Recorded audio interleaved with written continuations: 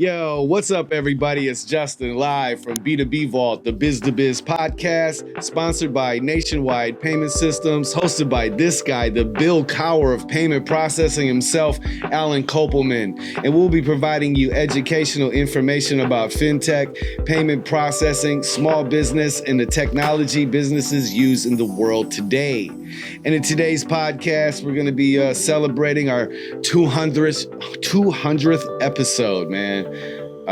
That's crazy to say out loud. Yeah, I mean, give or take, it's been we did a couple of live episodes, or there's been, but there's 200 episodes of when I could say we finally got our shit together. Anyway, man, podcasting's not easy. No. And there's not it's funny, like we started doing it, right? And then you get like all these people that declare themselves a podcast expert, right? Or these people who have podcast training schools and things like that. But, there's not like a big, I think that you can take two approaches to your podcast. You can either jumped right into it. All right. Whatever. We're getting into it. We can two approaches. Okay. Yeah. The one is just record it and go for it and then don't cut it up. Or some people like totally, overproduce their podcast. It's overproduced. I think at that point, it's like not even a podcast. It's more of a TV show. We struggle with that a lot. You and I, we go back and forth because the content that you want to publish, I don't always agree with, right? It's this is like what we're doing right now is typically what it's like podcast format where we're having a conversation about just whatever. We're shooting the dice or whatever you want to say. But it's funny to think about as far as where we came, how far we've come. Oh yeah, the first few podcasts were horrible because I wasn't on the camera, and it was more like a webinar. Yeah. Well, we didn't know what we were doing. We never made a podcast. Well, we didn't. Before. I didn't want to be on a podcast yet. You didn't have me. I was not sold. I was not. I wasn't. Yeah, I just wasn't ready to. Yeah, we did have a few people in there, and you would contribute a little bit, and people were like, "Hey, he should be contributing more. Get him on camera." That's right. You did have a couple of guests. We tried having guests in the back. Yeah, that was a long time ago. Yeah, but we also had a few people contact us and say that they liked the podcast and you should be closer to the microphone, and they gave us some tips and pointers. But I see people doing these podcasts There's one that dropped today. I was a guest on this thing called Tech Brains. I never saw the guy's thing before, and whatever. It's just him asking me. He shows his picture up there. Then he asked me a question, and then I'm talking, and I don't know. He interviewed me for about 40 minutes one day, and it's a 12-minute video.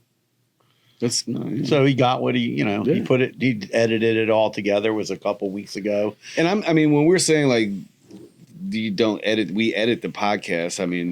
There's... Yeah, but it's not highly edited. It's edited. One thing I will say, me and Justin went to a trade show. We're walking around, and then Justin is surprised because, I'm known in the business because I've been doing it a long time. But people were seeing Justin, and they were like, "Hey, that's the dudes from LinkedIn. Hey, that's the podcast guys." That was... when we went to the SEAA, yeah, we did. People listen to the podcast. We in the office we talk about it. It's sometimes we're wondering, who's really listening to the podcast? Is this not a waste of time? Because regardless, people are listening to the podcast. Get customers from it. Yeah, that too. And the other thing is we have definitely inspired other people in the payment processing industry to start podcasts, because a whole slew of people have started podcasts. I would say that you're a driving factor in the fact that people from the payment industry are on podcasts for sure. No, but Absolutely. they started one. Like it got one of my whatever it's called friend colleague James Huber is an attorney. He started a podcast. In the 2 years we've done it. Yeah, I mean you could just there's probably about 4 or 5 people. The growth of fintech podcasts has been exponential. We recently just got a notification from Spotify that they're going to start recommending our latest episodes to everyone. So that's cool. That was I never, like I was saying, like, it's not like a joking off. It's like, who's listening to the podcast, but we want to know who listens to the podcast so we can like get the, target, the content better, like curate the content better for the like listeners. ask us more questions. Yeah, I would love that. Questions. I would love to hear, like what people's thoughts are, I mean, because I'm not an expert in podcasting, but I am an expert in WordPress, but we don't really talk about WordPress a lot. You know what I mean? We talk about the payment industry. And the other thing with podcasts is a lot of podcasts are not consistent. So I was reading an article and it talks about how there's about 5 million podcasts on the podcast networks. Right. But out of those 5 million podcasts, there's less than 250,000 that post an episode at least once a month. Mm-hmm. And the numbers go way down from that. Oh, yeah. I mean, when we got our, program in line, like, okay, we're posting on, we were going crazy when we were posting Mondays, Wednesdays, and Fridays. That was just a lot of too pressure. Much. Yeah. So when we cut that back, listeners dropped a little bit. But we're posting twice a week, right. For sure. 30-minute episodes twice a week. And the amount of people who are doing 2 episodes a week is a very low number. It's absolutely. It's not even 100,000. Yeah. It's under that. Right. But because a lot of podcasts, they only post once a month. A lot. I mean, I don't know. Well, I'm just saying, it really depends on like what type of podcast you're listening to. Because, being that I shoot a podcast, I don't listen to anybody's podcast, honestly. I guess I've in the morning time, I've cut that out. So what a lot of people do now is like, I was talking to my daughter, she's on TV doing her meteorology thing. And she was telling me, she goes, the guys who do the sports, they started taking the sports segment that they have on TV, because they do like a sports segment, on the news.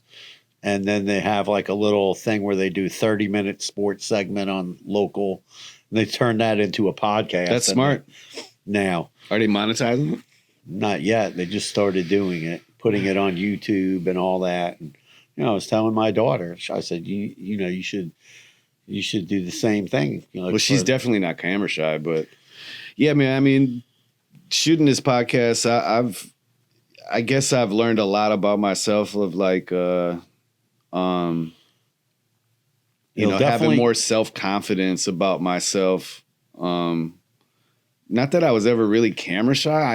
I just didn't care. Like before we started shooting, I was talking about like when I recorded music, in my earlier days, like I really enjoyed, like we would go to the studio, the process, right? The process of it, of recording, coming up with the ideas, brainstorming, just having that, we would call it a cipher,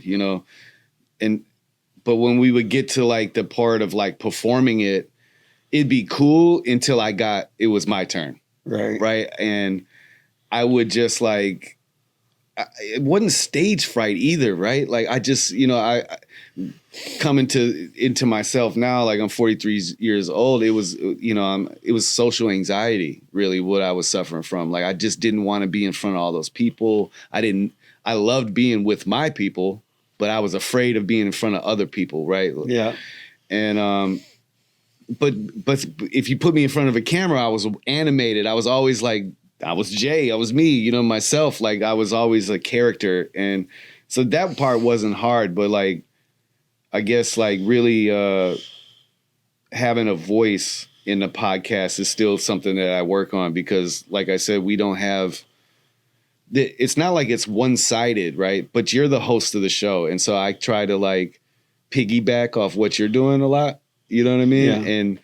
And so like sometimes I'm just sitting here listening, right? Because you have a lot to offer to people in regards to knowledge of the payment processing industry. And for the listeners that do listen, I think that's why they listen.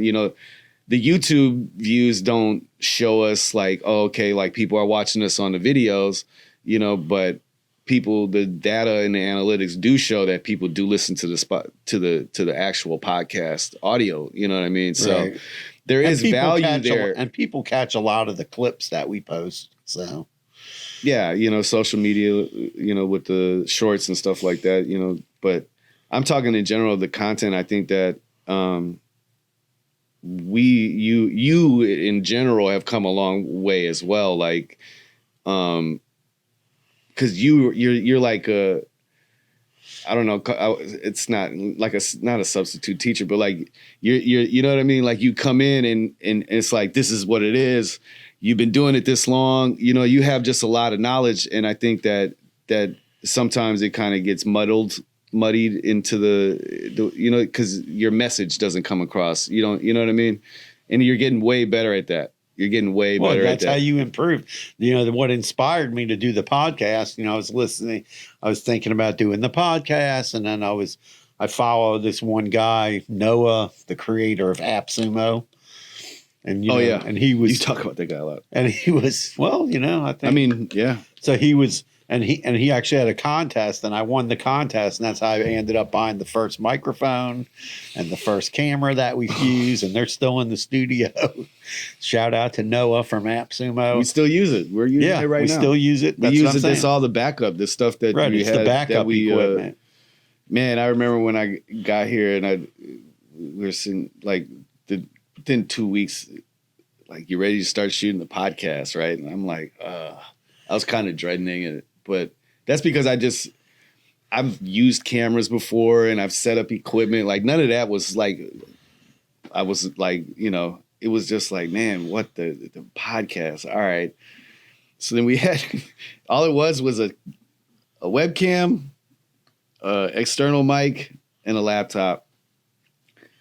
And now it's 1, 2, 3 cameras. We got lighting. We got a neon light, mics, and soundproofing for the echo in the room. Yeah, man, it's we had that backdrop. Remember the backdrop? That was terrible. Yeah, that was terrible. We had a couple of backdrops.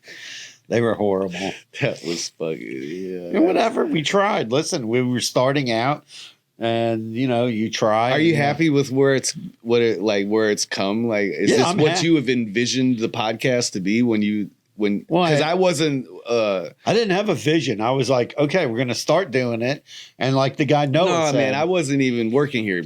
I know, but I envisioned like having a podcast and having somebody to talk to. One thing that I thought was going to be easier was like getting guests, but like the guests that want to come on are like competitors to my company, so we're not going to have competitors on the podcast. And then we've had a few people come on a podcast. It would be interesting to have a competitor just one time or something. Well, as long as it's a conversation that's not going to be like it can't be like. But you got to do that too, though. What? You can't be like, it's already a commercial because you got Nationwide Payment Systems on. But I'm just saying, it's my podcast. It's not their podcast, and he's your guest. But anyway, man, no, but it has been really difficult to get guests. But organizing it, like we invited somebody who owns a franchise, and we're trying to get them to schedule time to come on the podcast. There's a guy who just gave us information who's an entrepreneur. Sometimes the guests, like the guests that hit me up, like. It's not a fit, right? Like it's not a. Yeah, they're in another country. No, like we had some in another country. Well, that too, yeah. I wouldn't even the logistics of trying to do that. I wouldn't even. It's too much. Yeah, but yeah, like it's like, what are you're gonna? I don't know. It's not gonna work. You know what I mean? It just wouldn't make sense. So we're gonna try now to to try to incorporate some more guests onto the podcast. But exciting stuff that's happened over the last year is like I became part of the Forbes Business Council, and having the podcast, I think, made that more legitimate to get invited to be on there, because you have to be invited. And I had my first article published, and then I was quoted in 3 other articles. There you go, man. So that was kind of cool with the Forbes. And then, you know, I've been writing articles for the Green Sheet for a while, maybe a year or so. There you go. And so they invited me to have a thing that goes in the Green Sheet every 2 weeks called Street Smarts. And that's like giving advice to people in the business. Right. And talking about business trends and things like that. So they invited me, and I think that starts March in 2024. So they invited me to be the guest, the person, the Street Smarts guy. There you go, man. So that's pretty cool, and we might incorporate a little bit of that into the podcast. I'm not doing that. What, the street? You can ask the questions. We're not biting someone else's stuff. We're not going to piggyback off of. Well, it's not going to be that, but we're going to have there's going to be some video content that I'm going to produce as part of No sharks over here, man. I don't bite other people's stuff. No, but I'm saying I'm going to be making like some videos for that. Well, there you go. Well, you can make Street Smarts on Alan Kopelman's show. Yeah, it'll be on the Alan Kopelman YouTube channel. Alan has his own, you know, he's too big for the both of us now. So, you know, I wouldn't be surprised if he runs out of time for doing B2B Vault in the next couple months. No. It's just going to be the Alan Kopelman show. No. Yes, sure, whatever. Anyway, man, I digress. No, that's just for the topics you don't get, the topics that are more. No one approaches me, man. Am I that unapproachable? No. Well, I don't know. Who you want someone to? No, I'm just saying. No one approaches me. Like I don't. I mean, I do get like. That's not true. I shouldn't say that. People do talk to me about the podcast. They, you know, that are in my circle, right? Produce a blog post about WordPress. Produce a blog post? Yeah, write a blog post. What does a blog post have to do with the podcast? They can make an episode about WordPress. Nah. You're the WordPress expert. I'm not a. Why do I want to? I don't want to sit down and talk about WordPress. All I do is work on WordPress all day. And digital marketing. And I'm not trying. I don't. Yeah. It's like that's why that's the thing. Like it's hard for me to come up like as a co-host, right? Like I'm just, you know, I'm not. I don't want to use the word sidekick because I'm not a sidekick. I'm like an anti-hero. No, but we are trying to come up with some content that's more like we've done some really good content, like we did the experience economy, the subscription economy. Can you be a salesperson and still be shy? So we're talking about other things other than payments now, because we changed it from B2B Vault, the Payment Technology Podcast, the B2B Vault, the Biz Podcast. Right. And we started, we should talk about that anyway, real quick. Well, the reason of that is because, you know, I had realized a while ago, like, that calling it the Payment Technology Podcast was a bit of a force because I was like, it was keywords, right? So I'm like, in the digital marketing, the SEO in me was like, all right, we're doing this podcast for sales, right? Like in my head, that's how I first started out, right? Was to make money. So like, I knew that because we didn't just talk about payment technology. We talked about everything. So I was, you know, when Sean, the new social media guy started, I shouldn't call him the social media guy. That's messed up. Sean, he's a human. He does the social media marketing for Nationwide Payments. When he started, we all had this conversation, and you know, he came up with the idea of changing it to biz, and we all agreed because it just made sense, right? Yeah. So we dropped the payment technology, and you know. It's the Biz Podcast. We talk about business to business stuff. You know, we don't talk about consumers very much. Like we do kind of relate as a consumer. I try to, right? Like I try to pull you back down to earth because we want to relate. Go off on a tangent. We want to relate to consumers. I always say this about any product that we have that merchants, business owners use, it needs to be consumer friendly. Because when you have products like in our business, I'll give you some examples of product. Debit. When they first introduced the PIN pad, banks were really promoting, use your debit card. It's so secure. You put in your PIN number, right? Right. Businesses all wanted debit. Customers want debit. That makes for a win-win on the product, right? It's a winner product. Today, do people use debit as much as they did when the PIN pad was first introduced? The answer is no. They don't use it. I think basically like kind of tap and pay kind of took that away because during the pandemic, I think it made a big change and people didn't want to touch the PIN pad and put in their PIN number. So PIN debit kind of slid off a slope. But here, I'll tell you about it. So when I first started in the business, one of the biggest pain in the butts to us was telecheck, right? People would walk into businesses and they had a paper check, and telecheck was this company owned by First Data, which doesn't even exist anymore now, called Fiserv. Telecheck had this machine and people could put the check in there and pay with a check, right? That's dude, you're talking about some ancient that's like dusting off a book. So I'm just saying, like today, scrolls of the Red Sea or something. You couldn't sell a check reader to somebody if your life depended on it. Okay. Right? That's what I'm talking about. So it's a loser product now. But it's, that's how products are. I remember when the pandemic started, everybody was calling me, do I have Apple Pay and Google Pay on my machine? Yeah, everybody. Yeah, it was built into the machines in 2015. Just wave your card very close to the machine. It's not going to work from 5 feet away. Right. So what do you think? What are your thoughts on the podcast, man? What do you want to? What's your ultimate goal here? Well, I'd like to have this for 2024. Listen, we're going to keep the podcast going. We'd like to have more guests,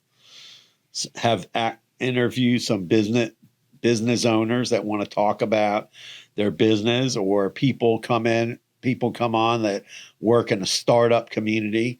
We want to hear the story of, I don't want to hear an infomercial of you talking about what you offer. Right. I want to hear why you started your business. I want to hear the pain points of your business. I want to hear the struggle of work life. I don't want to hear you talking about, unfortunately, nationwide payment systems, the whole podcast, right? That's where me and you argue about. Like, we talk about, like, sometimes it just turns into a product demo. Like, you're talking about bang, bang, bang, bang, bang, bang, and I'm ready to not fall asleep because I'm already knowing what you're talking about. So it's like, I understand it's important, but when we talk to like when we're asking these guests, right? Like, we don't want you to be on I think that people really misunderstand what it is to be on a podcast. Yeah, we want to hear about your business. Why did you start your business? Right?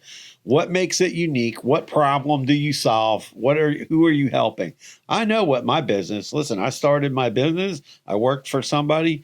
We had customers asking us for authorize.net and asking us to hook up a POS system, and they didn't want to do it. They were interested in doing is selling a credit card box. So I started the company. I said, no, we're going to be more focused on all this other technology. Right. And that's the type of stories that we want to hear. We want to hear your stories, not, like just like a commercial. Like, we have a customer, they started a swim school franchise. Right. And then here he goes into the commercial as we're supposed to be talking about the podcast. No, I'm just saying, like, we want to hear the story, why you started the franchise, why people should buy the franchise. But Mindy was supposed to be on the podcast. Right. So we're trying to get Mindy to come on. And you don't I think that, we record the podcast, but if you just want to be on the audio version, that's fine too. We don't have to, we don't have to publish a video of the video of you being on a podcast. You know what I mean? If that's what's stopping from,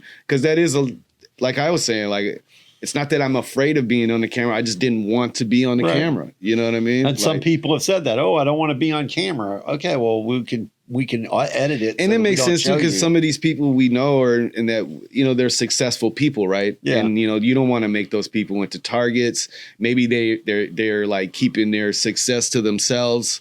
And their family members don't know that they're as successful as they are. Right. You know, there's a lot of variables into it. And I like one of my homies, he's like, I wouldn't call him super rich, but you know, he's in the real estate. And he's like, honestly, man, I just don't want to get on there and like give my business out to the world. Right. Right. He's like, I don't know how many people, I don't care if 10 people see it or 100,000. I just not really into that. You know what I mean? Yeah, and like somebody who owns like a high risk business like CBD, you know. We would love to have you on the podcast. Yeah, tell us how, you know, why you started your business.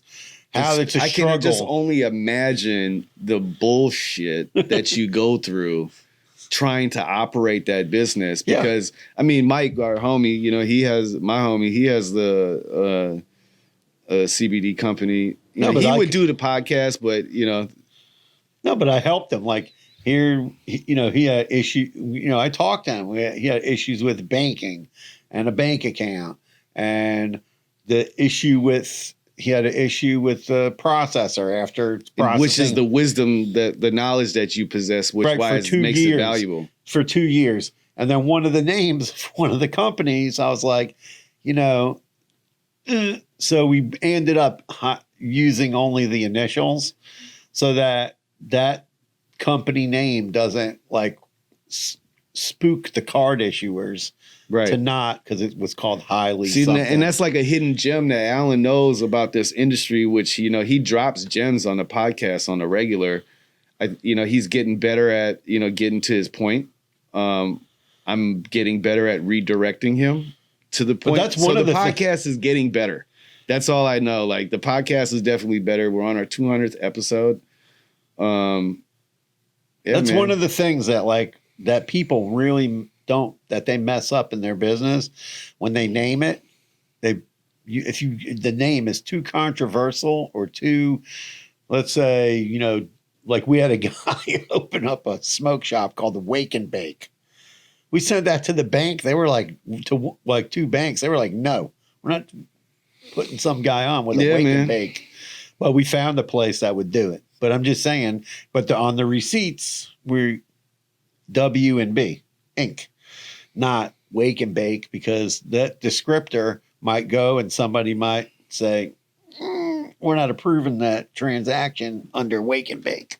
So you got to know little tweaks to do, or to like do things. Yeah, man, that's another valid point that Alan is giving you guys. This is where me and Alan bump heads, because we're supposed to be talking about it. No, but podcasting.